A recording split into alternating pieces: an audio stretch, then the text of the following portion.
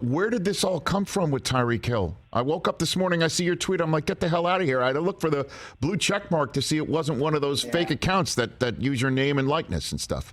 So I first heard about this on Saturday, actually, that something was not, and I didn't know what it was, but it was something is not right between the Chiefs and Tyreek Hill. And as far as I was concerned, things were going along swimmingly. They were doing a contract extension. They were working things out. He was going to get paid in the low 20s. And then the Davante Adams contract numbers came out, and Tyreek Hill did not like those very much because he wanted to be basically wanted the Chiefs' offer to be bigger than it was.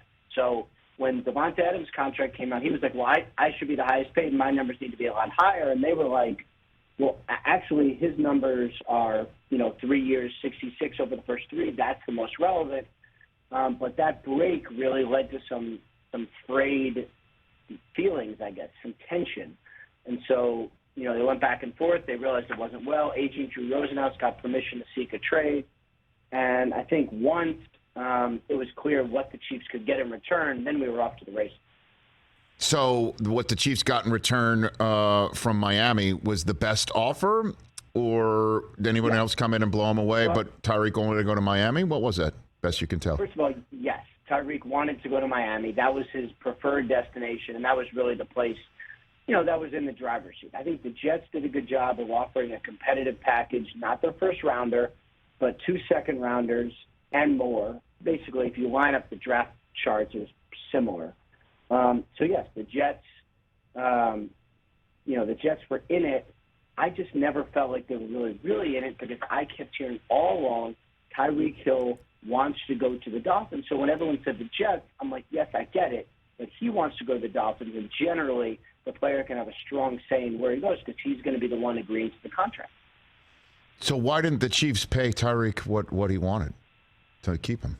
What do you think? Well, the Chiefs have some cap issues, and unlike some other teams, they have not done a lot of conversions. They have not done a lot of restructures. They haven't done a lot of pushing money to the future. They have been fiscally far different from a lot of teams. I think it's just philosophically from the owner. They have just not yet done a lot of restructures.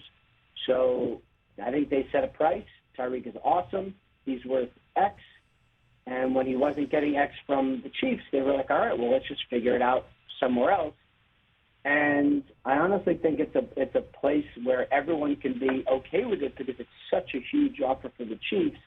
They can take a player they drafted and developed and paid and reload a little bit.